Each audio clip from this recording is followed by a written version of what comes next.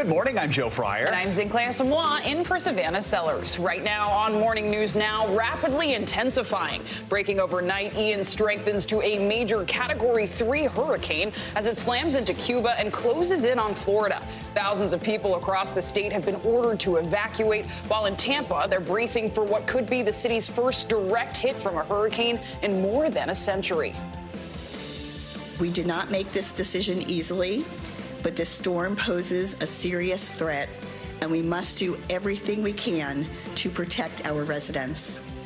We've got more on the preparations underway this morning, the latest on the storm track, and when Ian could make landfall right here in the U.S.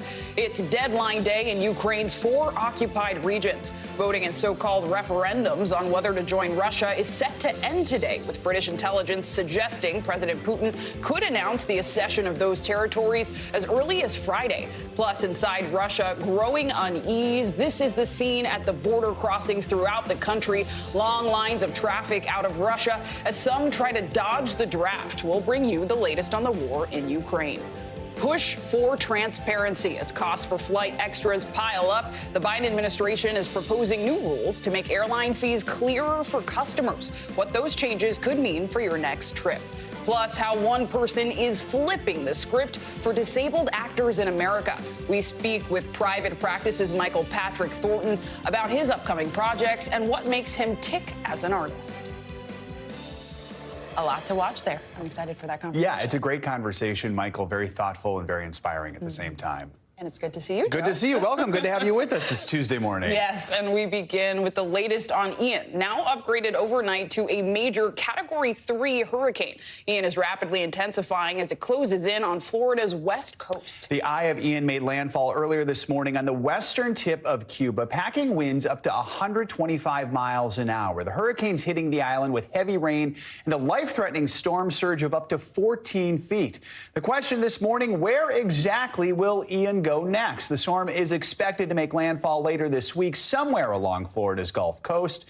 And this morning, hundreds of thousands of people in multiple counties are being told to get out now. Local leaders warning them not to take any chances. Do not wait.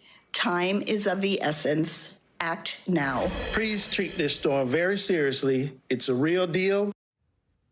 As we often see, some people are choosing to ride it out, stocking up on food, filling those sandbags, and buying plywood for their windows, waiting to see what the storm will bring. We are covering the latest developments from all angles. We'll get the latest on the forecast from meteorologist Michelle Grossman in just a moment. But let's start with NBC News correspondent Ellison Barber in Tampa, Florida. Ellison, good morning to you. So first of all, what's the latest on storm preps where you're at right now? Yeah, so we are in what is considered Zone A in Hillsborough County. That is one of the mandatory evacuation zones. About 200,000 people live in this zone, in this evacuation area. And this gas station has started to get a little bit busier this morning. Speaking with some people inside as well as the manager here, they said that they have seen a lot of people that are coming in, according to the manager, stocking up to then leave. But people we've spoken to so far this morning, they say that they actually are not planning on evacuating at all. One person, he'd been driving around looking for gas, had come over from St. Pete's, was getting gas because he said he needed to go to work. You can see kind of the roadways here. A bit trafficy this morning, whether or not it is because people are leaving or just running out for some last-minute supplies.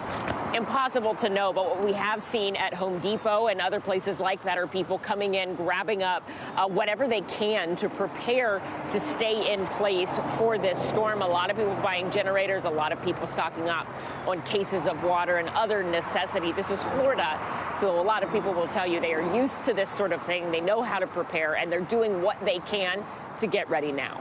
Joe, yeah, Ellison, I have no doubt that people are going to ride it out. Are you hearing from some people who are heeding the warnings and trying to get out of town? And also, I mean, what do we know about the emergency shelters? Are those opening up for people who maybe can't evacuate and are still going to be in the area?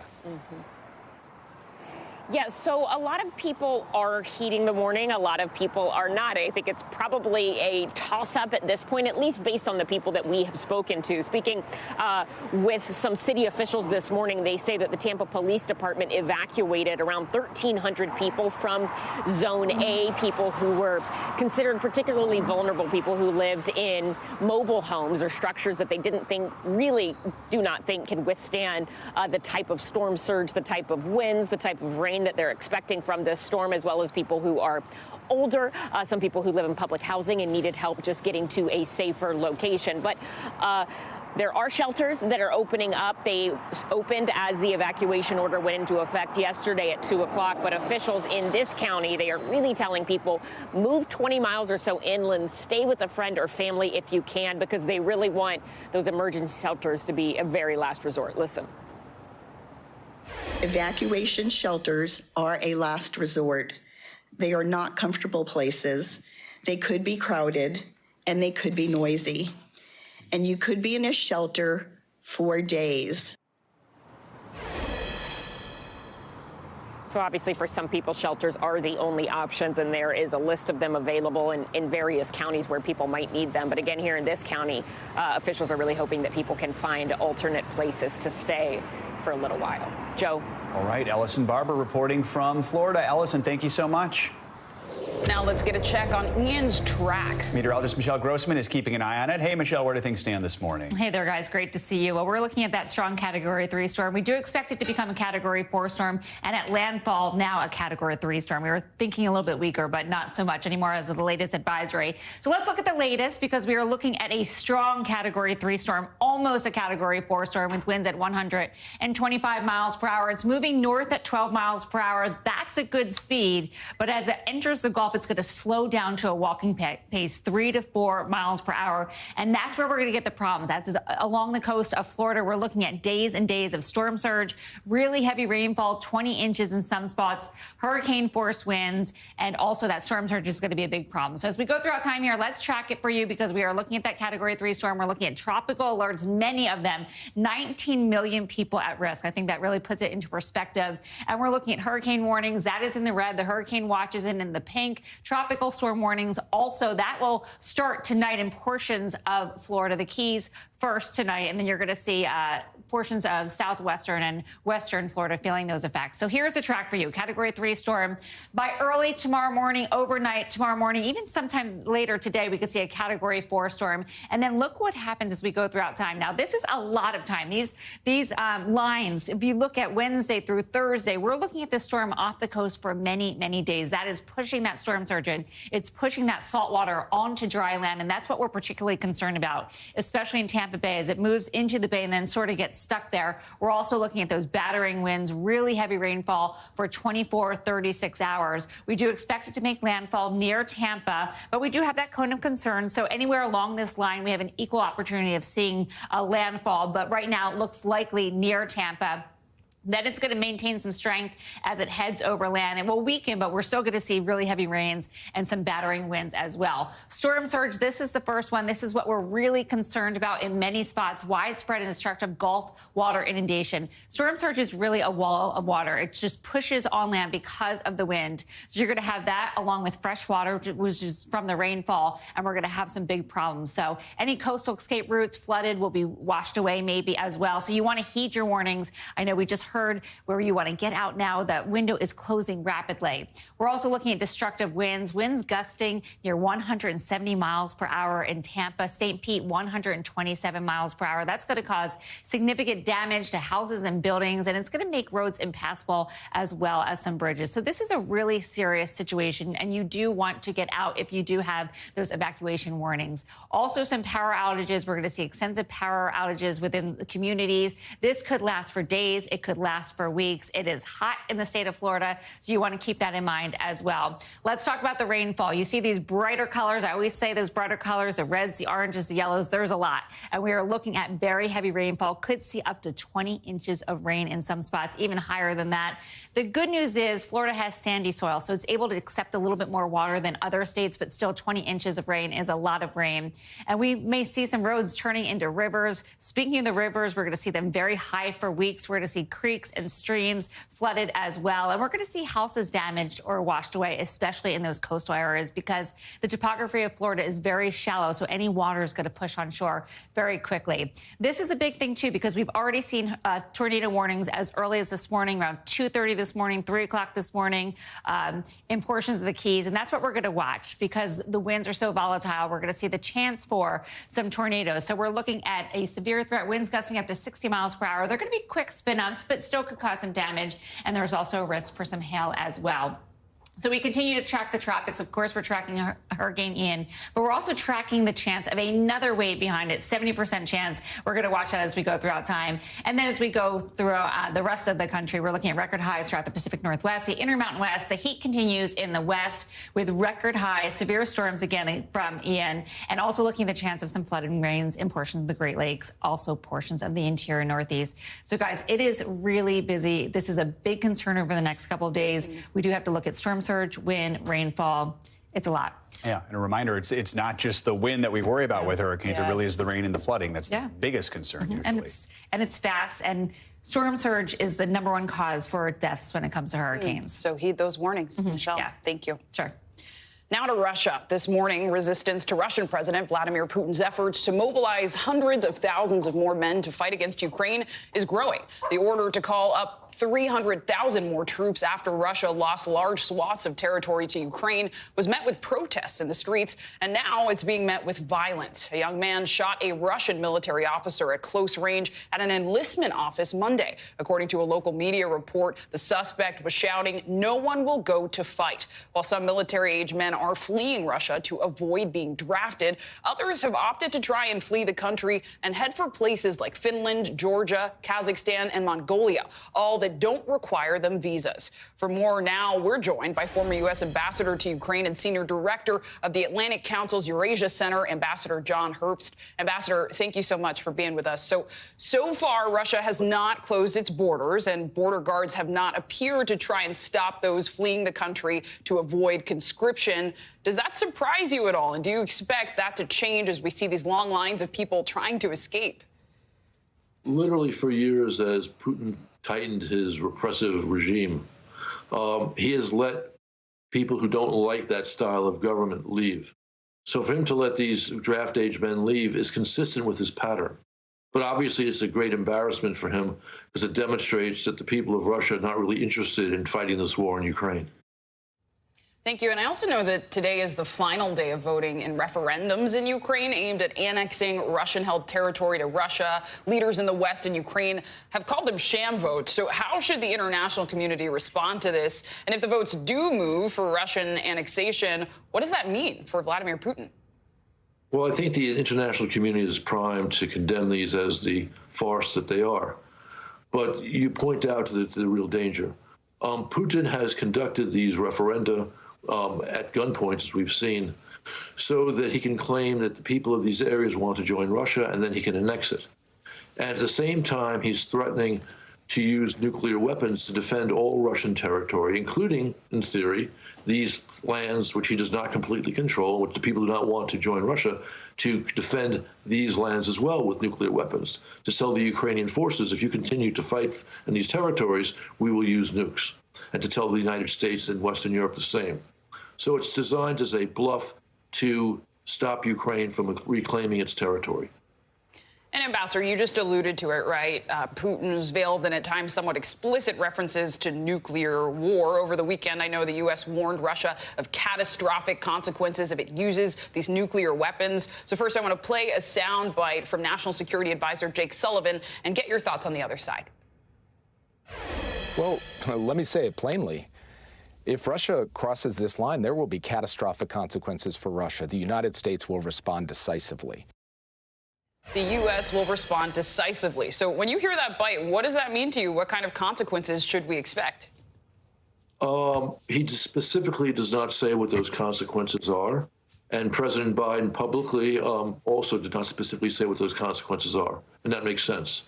But we apparently have privately communicated to the Russians also this very strong message. I think Moscow needs to understand that our response could include use of U.S. military. It could include completely taking Russia off the SWIFT international system. It could include a variety of measures. The idea is to demonstrate that Moscow cannot stop Ukraine from fighting for its territory by nuclear threats. And that's a very good thing. And Ambassador, as if to add fuel to the fire, Russia also granted citizenship to Edward Snowden. Why now? And what does that mean, if anything, for U.S.-Russian relations, especially given his orientation to the U.S. after being a whistleblower? Look, sadly, he was worse than a whistleblower. And the fact that he headed to Russia for his safety suggests he was a traitor. But I think Russia's doing this now out of pique to demonstrate that it can take action against the United States. And that's true. They could do this. But Russia needs to think twice about actually using weapons of mass destruction in Ukraine. And thank God, at last, the Biden administration is sending a very clear signal that that's unacceptable, and we will act. That's a very good thing. Important insights as Russia's invasion continues. Ambassador Don Herbst, thank you. Thank you. Now to the latest on the January 6th attack on the Capitol. Jury selection is expected to get underway this morning for 5 members of the Oath Keepers militia group. They're the first to face conspiracy charges in the Justice Department's sweeping investigation into the insurrection. For more, let's bring in NBC News Justice reporter Ryan Riley. Ryan, good morning to you. So these charges were first announced by the Justice Department back in January. Who are these men? And also, what can you tell us about seditious conspiracy, which is one of the charges they're facing? Sure. So essentially, they split this trial into 2 groups because there's so many people who are charged in connection with this. You have 5 of these folks going first, and then you're going to have another group going later this year. Essentially, what the allegations are is that there's a lot of pre-planning that went into this January 6th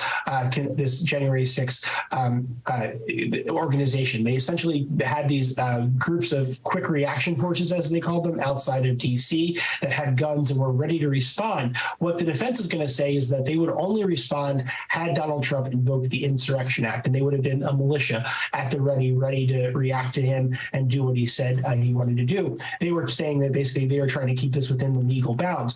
But in fact, a lot of these individuals went inside the Capitol on January 6th and formed a military stack going up the stairs. Seditious conspiracy is essentially a conspiracy against the United States. And it's a very rarely used charge in the recent history. When DOJ has tried to use it, they've been unsuccessful. So this is certainly a unique charge that's not too rarely used, and a pretty historic case that we're going to see unfold overall, starting this week with jury selection, which should be very interesting because you have so many defendants who are going to get a shot at questioning these jurors about their beliefs and whether or not they can be fair in this case, Joe. Ryan, I also want to ask you about some exclusive reporting you had yesterday. A high-ranking member of the Oath Keepers, not part of this trial, reportedly attempted to text a White House number, as well as former Trump White House aide Andrew Giuliani. What can you tell us about that?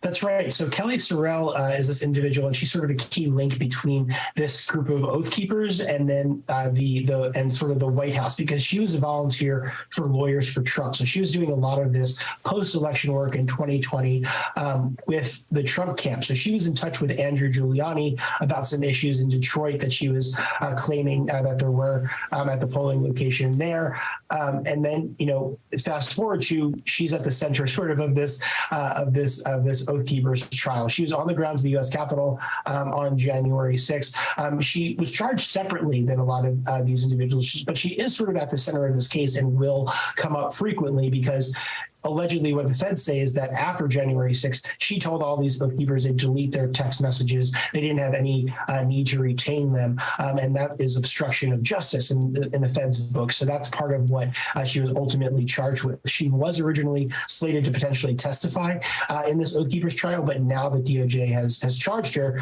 She would invoke her Fifth Amendment if she was called, and likely won't be taking the stand, Joe. All right, Ryan, lots of great reporting. Thank you so much. Appreciate it. And coming up, saying goodbye to Japan's former prime minister. We've got more on the state funeral for Shinzo Abe, who was assassinated while on the campaign trail. And we'll tell you why today's ceremony is creating some controversy. That's next.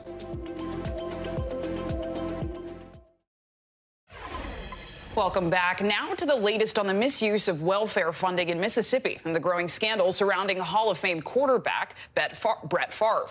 The state's former governor has released text messages from the former NFL star. NBC News Justice and Intelligence correspondent Ken Delaney has more on what they reveal.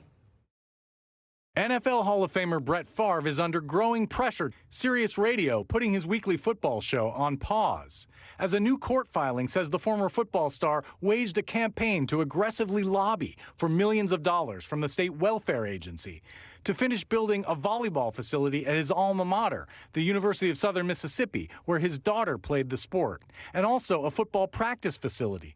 New texts show Favre in contact with then-Governor Phil Bryant and other state officials as he pushed to secure funding meant for people in poverty. "I need your influence somehow to get donations and/or sponsorships," Favre texted Bryant in April 2017. Court records show he secured $5 million, but needed more. Even after state auditors began to raise questions, Favre kept lobbying. In September 2019, he texted Bryant that he wanted to name the volleyball complex after the governor. "We obviously need your help big time, and time is working against us," Favre texted. Bryant replied, "We're going to get there, but we have to follow the law. I'm too old for federal prison." The former governor says he did not know officials used millions from the federal welfare program to construct the sports complex. Bryant's former welfare director pleaded guilty to state and federal crimes last week in the growing scandal. He also agreed to cooperate with the FBI, which has been investigating the welfare misspending for 2 years. Favre's lawyer tells me his client behaved honorably and did not know the state grants he sought came from federal welfare funds. He noted that former Governor Bryant is not accusing Favre of violating any laws. Favre has not been charged. Our thanks to Ken Delanian for that report.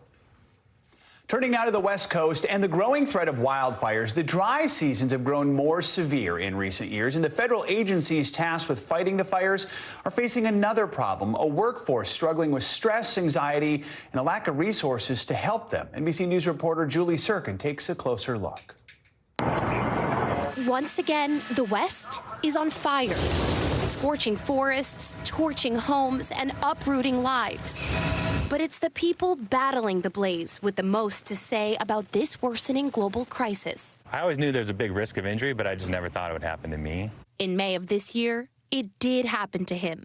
After 15 years as a wildland firefighter, smoke jumper Ben Elkind lost control of a new parachute while training, falling more than 20 feet, but miraculously landing on both feet. One of my legs popped up and it just kind of broke out the back of my pelvis. And dislocated my femur. For the first summer in a long time, Ben is home on the sidelines as fires ruin the nature that surrounds him.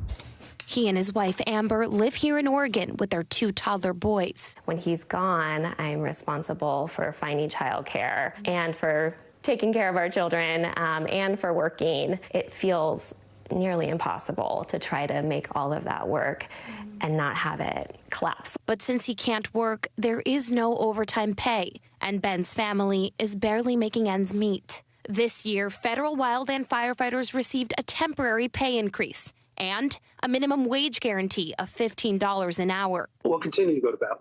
We recognize this is not something that we can fix overnight.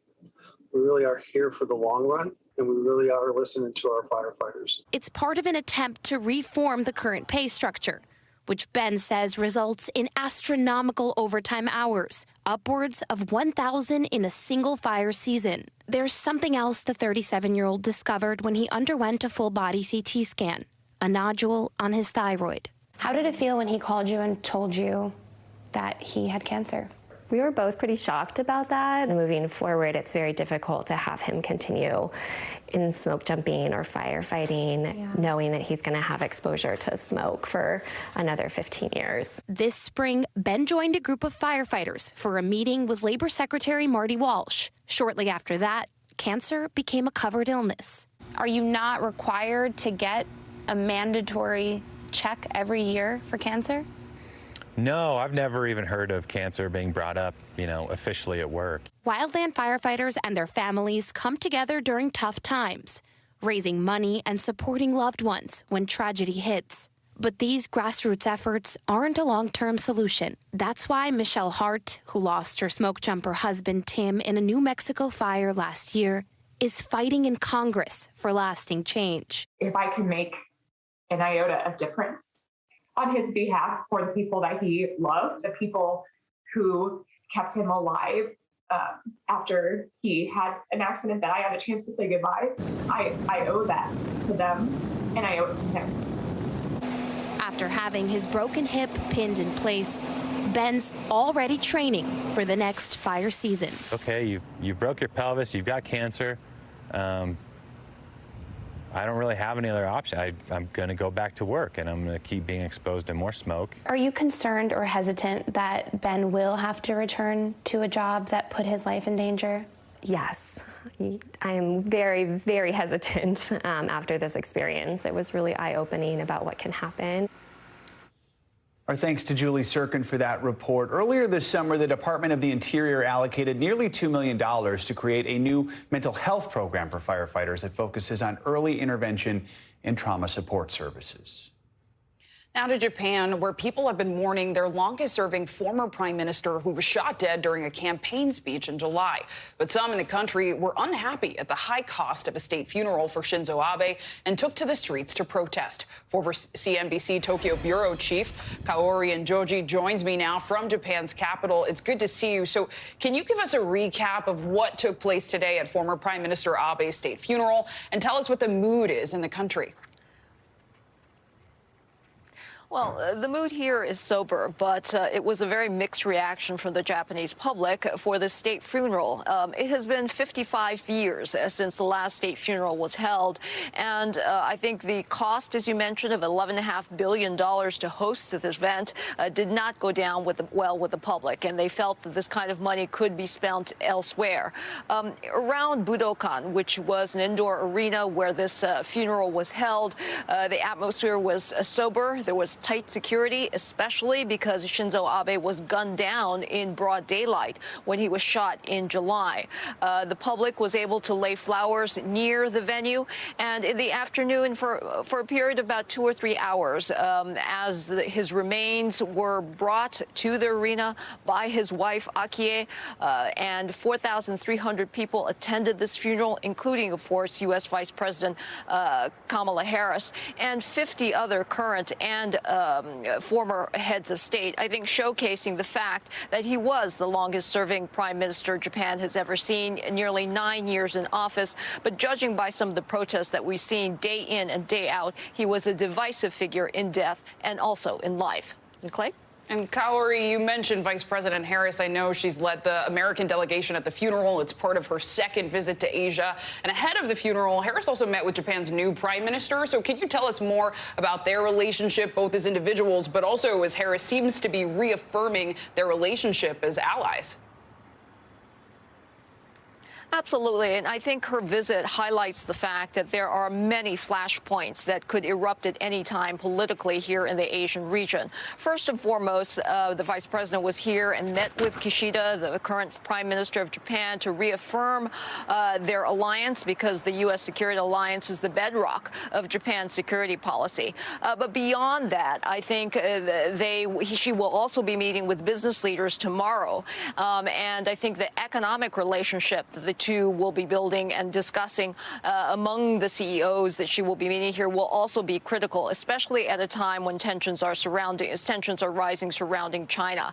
But I think overall, what's hanging over this trip is the fact that North Korea launched a test missile yet again days before her arrival. This is the 19th time that they have done so, and I think those tensions are likely to accelerate as the vice president has announced that she will be visiting the demilitarized zone, which is the border that separates North and South Korea. So along with that, I think we don't have more detail on the discussion surrounding Taiwan and China, but Japan and many of the U.S. allies and their leaders that were here today for the funeral would like to see and hear more clarity about what exactly U.S. President Joe Biden meant when he said that the U.S. will vow to defend Taiwan in case it is attacked. High stakes during this period of mourning. Kaori, thank you so much. Coming up, how is COVID affecting our anxiety? Good question. Well, we'll take a closer look at people who have developed a fear of going out in public since the pandemic and some ways to help them cope. That's up next.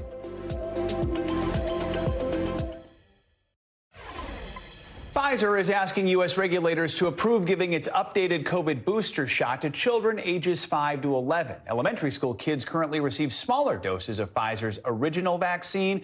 The FDA's vaccine chief says a decision on the younger age group is expected soon.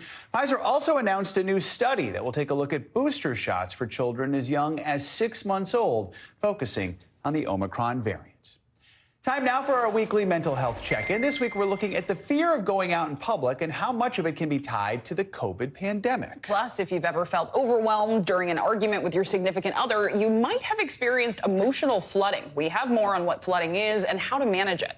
Let's bring in Dr. Erica Richards for more on these headlines. She's the chair of psychiatry at Sibley Memorial Hospital and an assistant professor of psychiatry at Johns Hopkins Medicine. Dr. Richard, good morning. Thank you for being here. So let's start with anxiety and COVID. Many people experience fear of going out to public spaces because of COVID and the long-term isolation it's caused. And some are concerned that it could be developing into agoraphobia, So walk us through how to tell the difference here between a short-term anxiety and a full-blown diagnosis. What are some tips, too, for dealing with it? Good morning. So agoraphobia, defined by the Diagnostic and Statistical Manual of Mental Disorders, or DSM as we call it, is essentially an instance where someone has a fear of going into public spaces. It's listed as an anxiety disorder. Why is this important? Because people that still have a fear of going to the grocery store, for example, may fit the category of anxiety disorders, but not necessarily agoraphobia. What can we do about that? This is a disproportionate fear of going to public spaces. So overall, mental health professionals are hearing the word COVID, yes, but still fears about being out in public. The best answer is what to do is to start slow. Maybe you're not ready to go for a full-on grocery shop, but 15 minutes, 20 minutes, picking up key essentials is where to start, and then move forward from there to ease back into this public space that you're going to. Easing in, some good advice there. Let's talk about that other thing we mentioned, arguments in relationships. Most people will say they've experienced a bad fight in a relationship at least once, but in some cases it leads to something we mentioned called emotional flooding. So what exactly does that look like? Is there anything we can do to really better handle difficult emotions during arguments, during those hard times? Emotional flooding. This is the psychological and physiological overwhelm that people experience during conflict. Why does this happen? Well, it's part of our fight or flight response. Inherent in our bodies, the release of hormones, adrenaline, cortisol, which trigger us to defend ourselves. Now, historically, this literally was to save our lives, but when we feel emotional threat, this happens as well. And so now that we know that this is a normal physiologic response that our body has, sweating, chest palpitations, feeling your heart rate increase, what do we do about it? Step back. Experts say, take at least 20 minutes, gather your thoughts. Don't say anything kind of abrupt that you might regret later. If you need more than 20 minutes, take more time, but not more than 24 hours. Come back and have a discussion knowing that you may not resolve the issue, but at least you're protecting the relationship and able to communicate more effectively after you've taken this time. Sounds like so much of what you're saying is go slow, go steady. And I wanted to also ask you about boredom. Experts are saying that boredom could be considered a warning sign from your brain. Can you tell us a bit more about that and what we can learn from it? Such an interesting article. This is from the Washington Post, and essentially they equate, the authors equate boredom to pain. What is our pain response? We touch something hot. Our body sends a signal to our nervous system. We remove our hand from what's hot. They signal boredom as something that's very similar. Now, important to remember that boredom is different than relaxation. Boredom is when our body wants to be engaged, but we can't. What can we do about that? What matters is what you have at your disposal to fill that time. You don't want to get into spending too much time on social media, get into other kind of things that are not productive. Then have a hobby, have a book that's ready, figure out what you can do with your time to more effectively cure ourselves from that boredom. Dr. Erica Richards keeping us healthy and well. Thank you very much. Only you could just bring a puzzle with you everywhere. I know. That would be hard. So, all right. Coming up, Uber couriers speaking out about what appears to be a troubling new trend. That's right. We hear from drivers who say they believe they've been working inadvertently as drug mules. More on our investigation into that next. Welcome back. The Biden administration is proposing new guidelines to make airlines more transparent about added fees. NBC News correspondent Stephanie Goss joins us now with more on that. Hey, Steph. Hey, Joe, air travel, like so many things these days, costs more. Now the federal government is demanding that airlines and travel sites be upfront about those extra costs, things like checking a bag and seat selection, as soon as a price is listed, so there are no surprises later. The scramble to get those holiday plane tickets is on, followed by the ticket shock. Compared to last year, average domestic fares are up 43% for Thanksgiving and up 39% for Christmas. Those high prices include extras like checking a bag and change fees. The federal government proposing new rules to ensure airlines and travel sites are transparent about extra costs up front as soon as a price is listed. Customers would no longer have to search for fees tied to things like checking bags, canceling or changing flights, and guaranteeing seats with family. The White House says the new rules would force airlines to be more competitive, driving down prices. Are these new rule changes necessary? No, they are not necessary. All the information that this proposed rule is about is currently available on our websites. Nick Callio is the president of Airlines for America, a trade association. And we don't need really the government to tell us to do it. Our carriers are so fiercely competitive, it's unbelievable. The transportation secretary responding. I think right now we still have too many situations where passengers, you think you're getting a low fare, you think you're getting a great deal, but it wasn't obvious what the fees were. The announcement comes after a summer of discontent, tens of thousands of cancellations and delays. Staffing shortages forced airlines to cut down the number of flights, contributing to an increase in ticket prices. Air travelers are frustrated. The federal government hoping some new rules might make things better. It's a way to say to the public, we hear your complaints and we agree with you. We want you to know everything that's involved and the true cost of flying. The proposed rules now go through a 60-day public comment period. So people who are hopeful that it might help them this holiday season might be a little bit disappointed. Just remember all of that stuff like seats and bags and changes down the line. All of it can add up, Joe. Yeah, it definitely can. All right, Stephanie, thank you so much. We're celebrating Hispanic Heritage Month, and here's a statistic for you. If Latinos in the U.S. made up their own country, it would have the 7th largest economy in the world, with an economic output larger than Canada. Yet when it comes to filling corporate boardrooms, Latinos fall far behind. CNBC's Bertha Coombs has more on the efforts to change that. After 25 years growing new businesses at Hormel, Luis Marconi set his sights on a corporate board seat. Thinking in terms of what would be the best way to honor those who helped me, I thought the best way would be to pay it forward, helping others to succeed. In June, the avid fisherman and diver was named a director at American Outdoor Brands.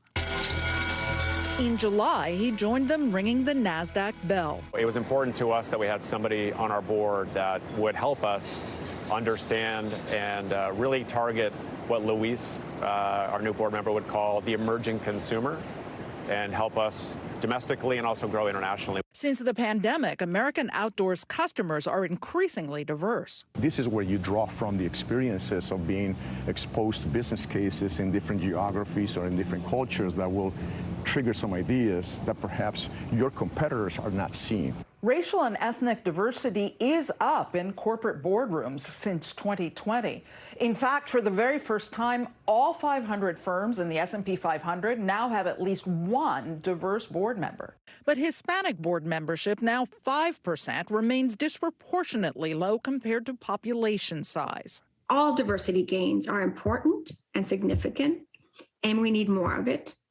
But Latinos from all of the perspectives have still been the least tapped when you look at who are the new directors being appointed. The answer, says Luis, strengthening the pipeline. Working at earlier stages can also help create a larger pool of candidates So identifying those up-and-coming executives. Exactly. Now, Luis is working with the Latino Corporate Directors Association to help up-and-coming Hispanic executives strategize about climbing the corporate ladder and getting their seat on the board. Bertha Coombs, CNBC Business News. Now to more financial headlines. Bitcoin surges as stocks hit fresh lows. CNBC's Pippa Stevens joins us with that and other money news. Pippa, good morning. Good morning. The crypto market is rebounding, even as stocks have sold off, and global currencies, including the British pound, are sliding in value against the dollar. Bitcoin bouncing above $20,000 for the first time in more than a week. Bitcoin has historically moved more or less in tandem with stocks.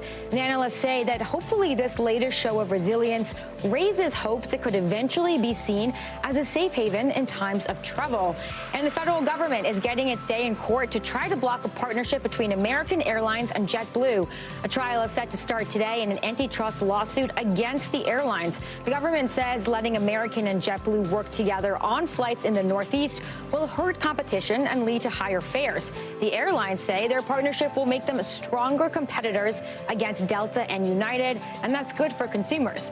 And the Roomba robot vacuum now has a new feature, mopping. The latest model, the Combo J7 Plus, is the first version built for homes with carpets, rugs, and hardwood or tile floors. The company says it can tell the difference between the surfaces, so it won't get water all over your carpet. It's not cheap, though. The price tag is just under $1,000. The new Roomba arrives just a few months after Amazon struck a deal to buy parent company iRobot for nearly $2 billion. Guys, what a vacuum here, but for $1,000, that is a lot. That is a lot. Now, they just make one that does dishes. Yeah, exactly. It's an inclusive robot. There you go. It does the mopping, it does the sweeping, it does it all. Pippa, thank you. And in the midst of the pandemic, the popular rideshare app Uber launched a courier service in 2020. My investigation with Dave Ingram finds that some drivers say they are inadvertently transporting drugs, becoming what one called drug mules. I spoke with a driver about his experience. Take a look. This man, an Uber driver for 6 years, recently opted into the rideshare app's 2-year-old service, Uber Connect. But he and at least 5 other Uber drivers across the country say what began as a COVID-era courier service for care packages and board games now leaves a few drivers at risk of facilitating what they say are illicit drug transports. There was one package that was from an area of the city that's known to have drug dealers, and this person actually took pictures of my car and my license plate. It was implied that there would be an issue if the package didn't arrive. We're concealing Sydney's identity, using a pseudonym, and changing his voice as he fears potential retribution from Uber and drug dealers. Uber Connect allows customers to send goods to a location transported by Uber drivers. The app does not allow drivers to open deliveries. Sydney says many of his deliveries have been suspicious, though he has not opened them. When I picked the package up, the person who was giving it to me had track marks in their arms. And when you say track marks, I see you gesturing to your vein. Yes. As in needles. Needles, yes. In an investigation with NBC's Dave Ingram, we connected with 6 current and former Uber drivers who verified their identity with us, most from a Reddit forum where Redditors who say they're Uber drivers post about their experience with Uber Connect. In at least one case, the allegations went beyond the internet. A Tampa-based Uber driver did report their suspicions to police. They got an Uber Connect package and held it up to the light, telling NBC they looked inside the bag and saw, quote, 2 white crystal-like rocks inside a clear plastic bag. Police say field tests returned negative. They could not determine what the substance was and are awaiting further testing. We reached out to police departments in over 20 cities across the U.S., asking if they had similar complaints from Uber Connect drivers. The Chicago Police Department telling NBC of 2 incidents where Uber Connect drivers suspected they were transporting drugs. Other departments said they did not have records that matched our request, or they could not complete the request. And we're still waiting for some police departments to respond to our public information request. The U.S. Drug Enforcement Administration declined NBC's request for comment. The problem is there's no screening of the package. So like as a driver, You have no way to definitively know what's in there. Have you expressed these concerns to Uber, to law enforcement? And if so, what have they told you? I have not expressed them. It's hard to tell how widespread the issue is since many drivers, like Sydney, won't go to authorities or Uber. Drivers fearing retribution from alleged drug dealers who have their names and license plates, and possible penalties from Uber if they cancel too many rides. Uber denies it penalizes drivers for this, saying drivers are instructed to contact law enforcement if they're suspicious of a package. The company says using Uber for illegal activity is expressly prohibited. Do you use Connect anymore?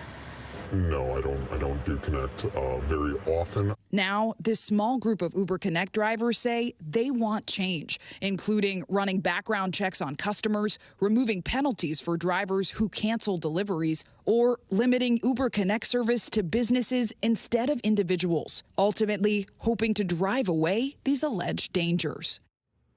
And it's worth noting, Uber itself tells NBC it's received 6 information requests from law enforcement related to suspected drugs just since 2021. Now, the company points out that a request does not confirm its service was used for drugs, and they do have a global safety team that investigates these allegations. Still, drivers we spoke to say they feel pressured to deliver suspicious packages, calling Uber's response, quote, insufficient. So we're following our investigation closely as drivers speak out and Uber responds.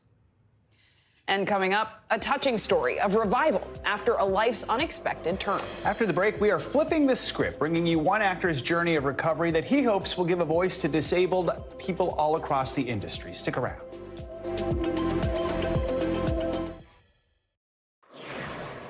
Welcome back. Well, actor and wrestler John Cena is used to crushing his opponents in the ring. Well, now he's crushing a record for giving the most gifts to children through the Make-A-Wish Foundation. Guinness World Record says Cena granted 650 wishes to kids with life-threatening illnesses. Cena granted his first wish back in 2002, and the foundation says he is the person children most often asked to meet. And Joe, that feels like the best flex of all, to say kids want to see you. Absolutely, a great flex. I like that. Thanks, In Clay.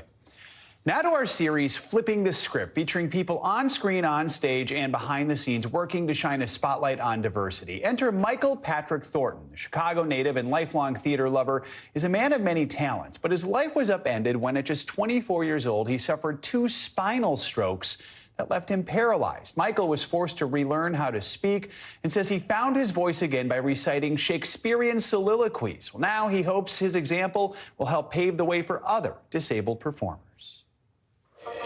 Michael Patrick Thornton has many titles: actor, writer, improviser, and director. But to him, one word best describes what he does for a living: comfort. What does that mean? Great art disturbs the comfortable and comforts the disturbed. And I think what I try to do as an actor and as an improviser is to bring joy to people who might be going through some rough patches in their life, and let them know that I've been there and you can get through it, and that there's light on the other side. Counselor, have you had a chance to meet with the state's attorney? In your mind, how are you flipping the script?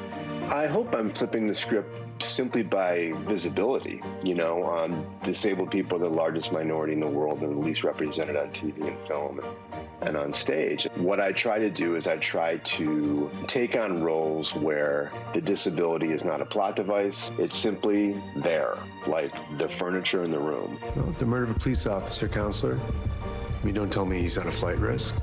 And I think the more that I can force an audience into a contextless experience, and they just accept me as a human being, and then when that happens, I think something really beautiful happens. You recently did Macbeth, a Tony-nominated play that was... Oh, God, don't say it out loud. Oh. You did that play that got a few Tony nominations on Broadway. Yeah. What was that experience like?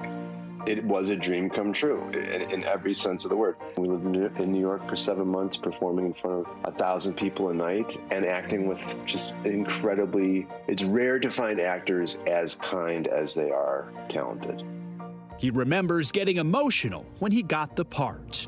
I just started crying in the kitchen. Being an actor in general is hard. It is a life of constant rejection.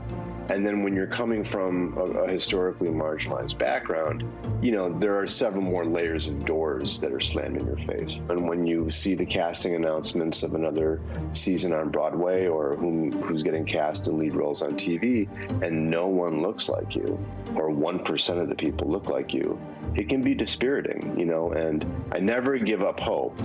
To young people out there who are aspiring actors who may use a wheelchair or have a disability, they see you right now and they're like, I want to be like Michael. What's your message to them? You absolutely can.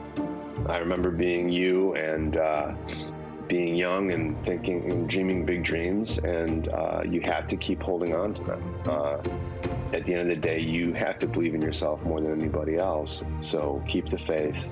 Stay humble, work your butt off, be kind, and there's a place here for you. Always good advice. Or thanks to Michael for taking the time to talk with us. And you can catch him in upcoming episodes of ABC's The Good Doctor and Let the Right One In on Showtime. Michael's also set to perform in the play No Man's Land at the Steppenwolf Theater in Chicago next year. I will be watching. He's great. That does it for this hour of Morning News Now. The news continues right now.